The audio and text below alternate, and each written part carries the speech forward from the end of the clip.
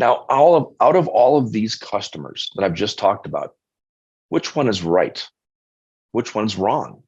It's impossible for me to say. I think it's impossible for the industry to say which one of these customers are really correct. But for me, I really focused and where I set all my sights on was the human health aspect of construction, because I determined years ago that, actually one of the terms I use in my business is, what good is saving the environment if we're still poisoning all the occupants? And so I use that on a daily basis, kind of a mantra. And we really want to make sure that the home is the healthiest space that you walk into on a daily basis. Matter of fact, I think that a healthy home is also by definition environmentally friendly.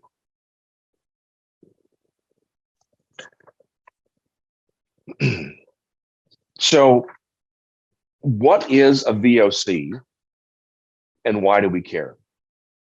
And so this is something we talked about years ago. As a matter of fact, for many years, this is the only metric being used to determine indoor air quality scores. And so, yes, it's true. Some VOCs are dangerous or unhealthy to humans, but some aren't. And so let me describe exactly what a VOC is. A VOC is what's called a volatile organic compound. A volatile organic compound, this is the EPA definition. A volatile organic compound is any carbon-based molecule that is readily vaporized or excited at room temperature that could release from the surface, rise to the atmosphere, react with nitrogen and UV, and create smog. That's it. That's why the EPA regulates VOCs. Remember, the EPA is the Environmental Protection Agency. They're not the Human Protection Agency. In my opinion, they could care less about the occupants of the environment that are human. And so they regulate the volatile organic compound releases from paints and coatings and flooring and just about every building material. But yet it's used as, I think, the most prolific form of greenwashing there is. People are literally making life or death decisions on what they buy for their homes simply by looking at whether or not the product contains a VOC or not. And that's highly, highly dangerous. So I said before that some are hazardous to humans directly. Yes, there are a lot of VOCs that are hazardous. Toluene, xylene, these are these things that we know of to be extremely odoriferous and dangerous solvents. And so good for the industry. And I'm glad for this. Most of that junk has been taken out of our building materials. There's no reason for that stuff to be in there. But the problem was when the EPA started regulating VOCs, they regulated them all with the same broad brush. And I'll take specifically the paint industry because that's what I know probably the best. So in the paint industry, years ago, manufacturers in latex paints, water-based paints, manufacturers would use an ingredient called ethylene glycol. Ethylene glycol was an additive to make paint easy to apply. It would make it roll on smooth. It would make it level out nice and smooth. It would help you so that as you're rolling the paint on, you wouldn't get a dry edge and a lap line. So it helped to maintain that wet edge. Ethylene glycol also happens to be antifreeze for your car. Obviously a very, very dangerous chemical. And the EPA said, got to get it out of there. And not because of any human health concern, of course, because it'll contribute to outdoor air pollution. So there were other manufacturers like AFM, Safecoat, the brand that I worked with starting years ago, that used a cousin chemical called propylene glycol. And you probably see propylene glycol every day in supplements. It's found in toothpaste and mouthwash and vanilla extract and so forth. Propylene glycol is also a VOC, but it's also, especially in used in paints, completely harmless to humans in paints, unless somebody's drinking it, which is, of course, we wouldn't recommend. But it didn't have the same toxicological effect in a fume or a vapor or on your skin the way that ethylene did. So the EPA said, you got to get it all out of there. So manufacturers then started adding in other things to take its place. And this is why the VOC regulations are so darn dangerous. When manufacturers were forced to take away all of those VOCs that were regulated by the EPA said, well, if you're doing that, we'll allow you to use this list of 37 unregulated VOCs, right? So there's a few hundred VOCs that they have to take out. And there's 37 that they don't have to, they can actually add back in, including acetone, butyl acetate, and ammonia, among the others. But those three ingredients, although we know them to be very dangerous for humans in direct contact, they don't actually rise to the atmosphere and react with nitrogen and UV to create smog. And so the paint lobby really worked hard on this to get the government to allow these ingredients and not have to disclose them on these safety data sheets. All right. So that's why you get people that'll use a zero VOC paint and still complain about the odors and get in a headache. Over the years, there have been dozens of manufacturers either enjoyed in class action lawsuits or actually fined by the FTC for duping the public on what the VOC content truly is. So let's say, for instance, a manufacturer uses acetone in their paint, and that's not a VOC. All right, on the flip side, every morning you wake up and you go into the kitchen, you peel an orange for breakfast. When you peel that orange, you're releasing 750 grams per liter of VOCs. Doesn't mean it's dangerous. So that just shows that VOCs aren't always dangerous for humans in direct contact. And the ingredients that are found in the products we use can be extremely dangerous or toxic, but not even be a VOC. And that's how we end up using these products and still running into problems. All right, so the trends within the building industry, between 2009 and 2012, the U.S. experienced what was called the Great Recession. If you all remember that, it was this massive housing market crash. And I remember this, sitting at my desk and looking at numbers of sales and so forth and stats. I thought something's going on, something's not right. And by the end of 2009, it was deemed that we're in a recession.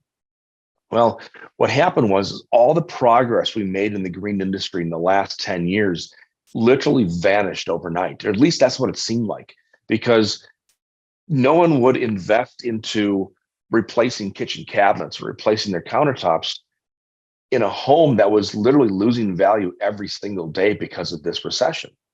So all the money in construction went out. New construction, remodeling, there was nothing until about 2012, 2013.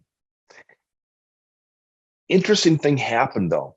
When people came back to the market in 2012, 2013, those same people who would come into our showroom looking for those recycled glass and concrete countertops or looking for the bamboo or cork floors would come back to us and say, you know what, we want to remodel our living room now, but can you tell me what's the benefit that I'll get out of this? And I kind of question that, what do you mean benefit?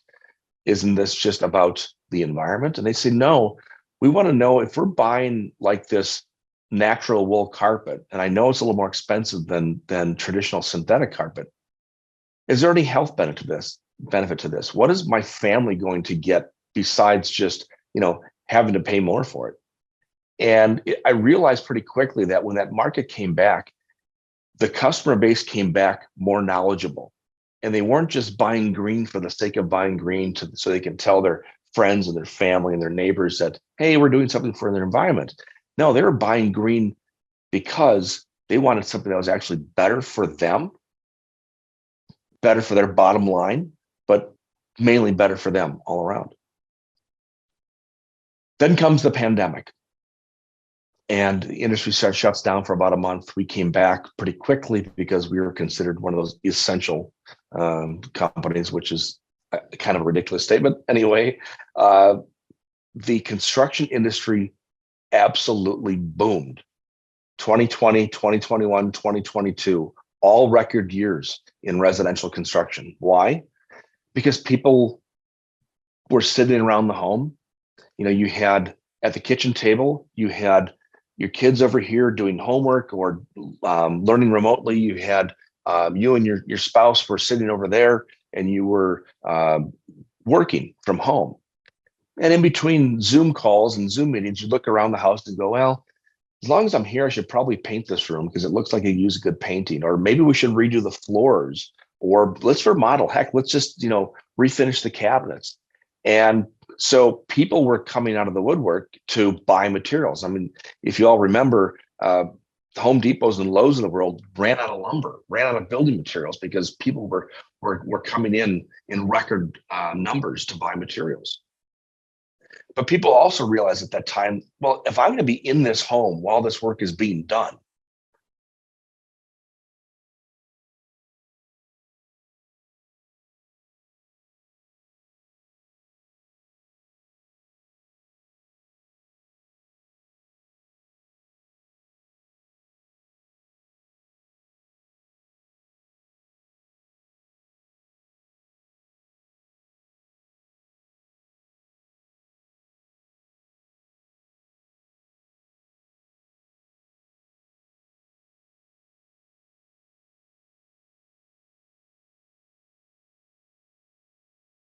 started realizing that their home needed to be their sanctuary. The home needed to be the healthiest space that they were in and day out. So, I think that has really caused this massive wave, this paradigm shift in the construction business now to the trend of healthy home. And this is where I started doing a lot of my consulting. I started a podcast in 2018, mainly just to get all this information in my head out to people. I also wanted to be able to sleep at night, so I had to get this information out. And doing the podcast, I found that people really wanted to learn more.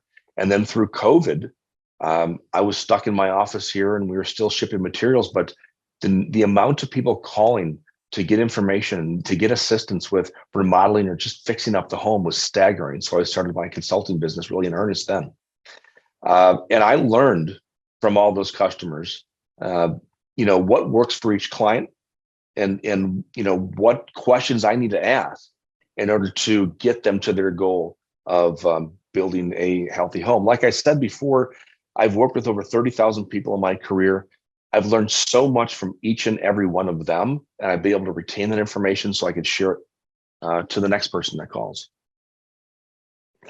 All right, now here's where we get into some of the nuts and bolts, literally, of healthy home discussion. And thank you for allowing me to sort of set the table these last the first part of the talk, because I think really in order to understand how to make your home healthy or what even a healthy home is, you have to understand why we got into this mess. So again, thank you for listening to that. So the problematic areas in the home, 90% of the toxicity issues that come from the building materials in a new home or even in a remodeled home will come from the things you see and touch on a daily basis.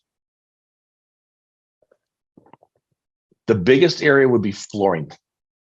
It's the largest expanse in your home, right? And it's also the thickest amount of material. So you kind of do the math, and that's the largest possible problem in your home for any type of chemical release. The second will be your wall finishes, paint, plaster, wall coverings, etc. Third, cabinetry and woodwork. And then fourth would be your own personal furnishings, such as window treatments, furniture, area rugs, and the sort. So again, why is flooring number one? Well, first of all, because people still insist on using a lot of carpet. And I'll be honest, this is the number one thing that I'll talk about with any new client is if you're living in a home that has carpet, I would rather have you rip it out, get it out of the house, live on the subfloors until you can afford to put in new flooring. Because carpeting, most of it that's on the market today, sans one or two manufacturers, carpeting will be the most toxic thing you have in your house. And I know this not only from my own personal experience, but actually when I was just growing up in this business and in the mid to late 90s, I read a study that was done by Dr. Rosalind Anderson, Anderson Labs, and she created a test back in the late 80s, I believe, that tested the toxicity of the air that's created from the emissions from carpeting. And so she would take a small 3-inch by 3-inch cut of carpet and put it into a large tank, cover it up, make it look like a mini house, and then she'd have one panel of glass on one side, and she just put a light on and kind of mimic what happens when you have light coming into a space and heating up the carpet or exciting the chemicals in carpet. And then she'd subject that air to laboratory mice. And she found that the lab mice would actually experience a whole host of neurological symptoms, dizziness, so forth, but all the way up to death from being exposed to the air created from carpeting that's off-gassing. Now, of course, everybody says, well, this, of course, you're talking about new carpet, right? Right off the roll, just installed, or before it's installed, she was testing. No, she actually tested carpeting that was up to 21 years old. That somebody should have people sending her carpet swatches, please test mine. And she was getting these results from that carpet. And I've actually tested myself carpeting that's over 30 years old in people's homes that off-gasses absolutely toxic levels of formaldehyde. I try to strive for formaldehyde levels of 20 parts per billion or lower when it comes to the materials in the home. In the air, I try to get less than 10 parts per billion or even less than 5. But when I'm testing 31-year-old carpeting that has 450 to 500 parts per billion of formaldehyde off-gassing, and that's off-gassing in people's homes, you know how bad that stuff is. So I always recommend, if you have to use carpeting, there's a couple of brands out there. One is Earthweave out of Georgia that makes an absolutely wonderful collection of carpeting out of nothing but undyed wool that's not treated with any pesticides, any chemical dyes, any flame retardants. The backing is made from hemp, jute, cotton, and natural latex right from the rubber tree. No synthetics used whatsoever.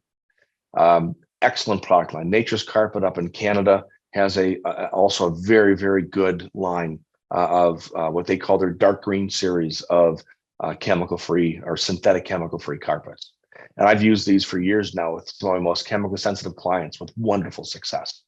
Now, you have to remember that carpeting can still be a problem with dust and dust mites. With wool carpet, it can always be a problem with moths. You have to keep it clean and keep it dry. And you also have to remember that it can be a sponge for other things that are off-gassing in the house.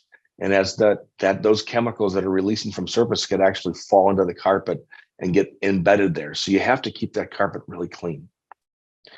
I also like to recommend hard materials like wood, a natural wood, and tile.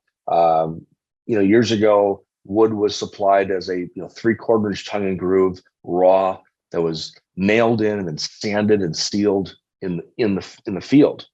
And that's still good today, provided that you're using non-toxic stains and sealers, products that Safecoat makes.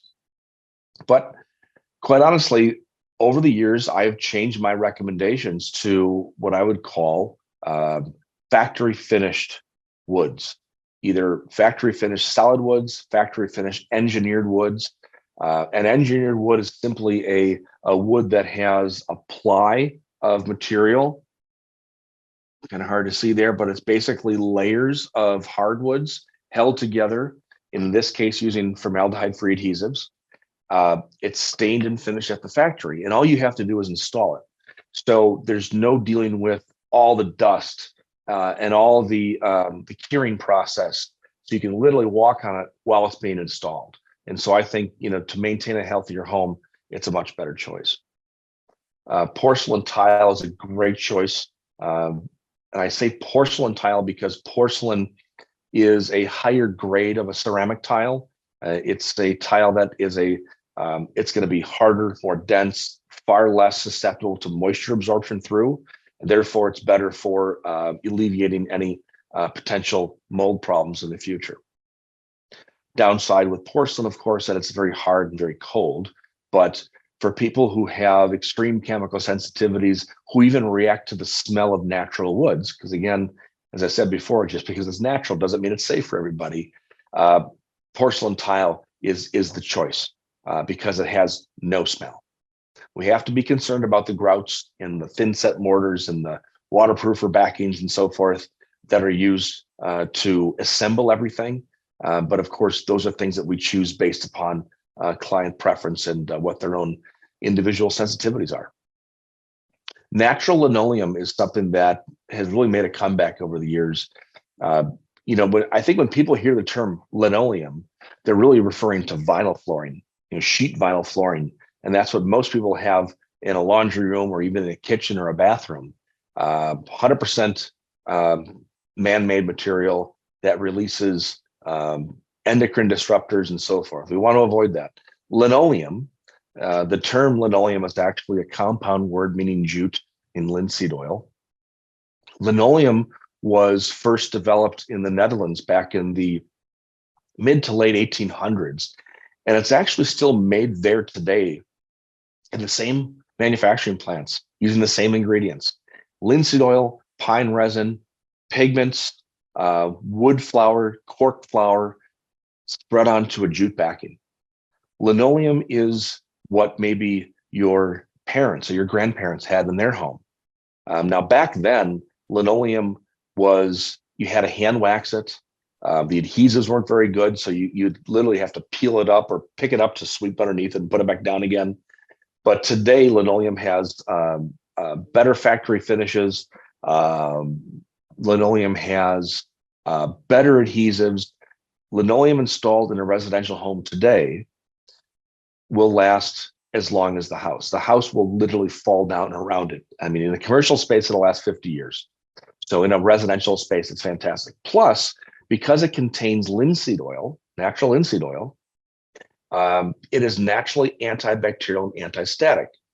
So they don't have to add in any microban or anything like that to give it antibacterial properties. It's natural. Cork flooring is another one that I like to recommend on a regular basis because it's very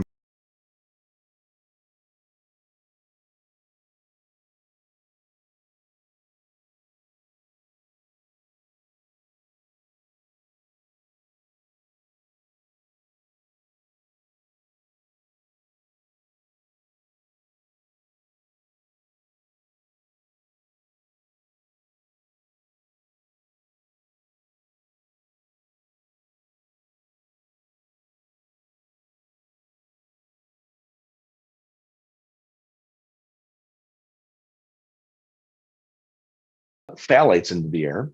So there's no concern there. And they texturize it and print it to look like wood. It's absolutely gorgeous, beautiful, beautiful product. I think that this is probably one of the best innovations in the cork industry that I've seen in my 30 years. Wall finishes. So I think most people are interested in painting their walls. And so the go-to right now is either a latex paint or a mineral paint. Let's first talk about latex paint. Latex paint does not mean latex rubber. Latex is actually a term that was coined back in the 50s by one of the paint companies. And latex is actually just it's plural for the word lattice. And lattice means a water-based acrylic emulsion. So even though latex paint does not contain latex rubber, all latex paints are made from acrylics. All latex paints are literally liquid plastics. And we're putting this on our walls all over our homes. Now, there are better ways to do it. Obviously, we have companies that are making zero VOC paints. That's good for the environment, doesn't really help us. You have companies like Safecoat, AFM Safecoat, making paints that are not only zero VOC, but free of those toxic ingredients that are not VOCs. and free of any hazardous air pollutants. So this would be what I would call a good compromise. It's a really good premium grade product that still looks like and feels like, acts like what we've known now for all these years to be a latex paint. And there's mineral paint. A mineral paint has been around for hundreds of years. Mineral paint is made from either potassium silicates. Some paint is made with lime as the main ingredient. And it's made without using any synthetics whatsoever. And when a mineral paint gets applied to a surface, it's actually breathable. It becomes part of the surface. It doesn't allow moisture to get locked in a space. So this is really important if you're building a home, trying to make it as mold resistant as possible. Mineral paint will allow moisture in the home to sort of migrate into the walls and then back out. Instead of migrating in and getting stuck, or moisture that's in the wall itself not being able to get out and it starts to turn into mold, a mineral paint is breathable. It allows for that breathability. Plus, it has just an absolutely beautiful appearance to it.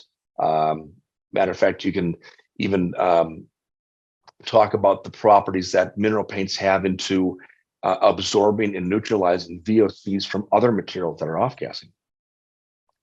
Plaster, now there's a few different types of plaster. Probably what we see most here in the US is just a gypsum-based plaster. And that's mainly used as a decorative plaster. Lime plaster is another one. It's used more so in Europe. Venetian plaster is a form of lime plaster that's really, really thin and polished and waxed. And then there's another one called clay plaster. There was a company years ago called American Clay that made it just a wonderful do-it-yourself type plaster out of natural, ground found clays that came from Georgia and Texas and so forth. And it was really fun to work with, looked really nice. I use it in my own house. I use it in our showroom here. Clay plaster is fantastic because it really helps to regulate humidity in the house. It absorbs humidity out of the air and it breathes back in when needed.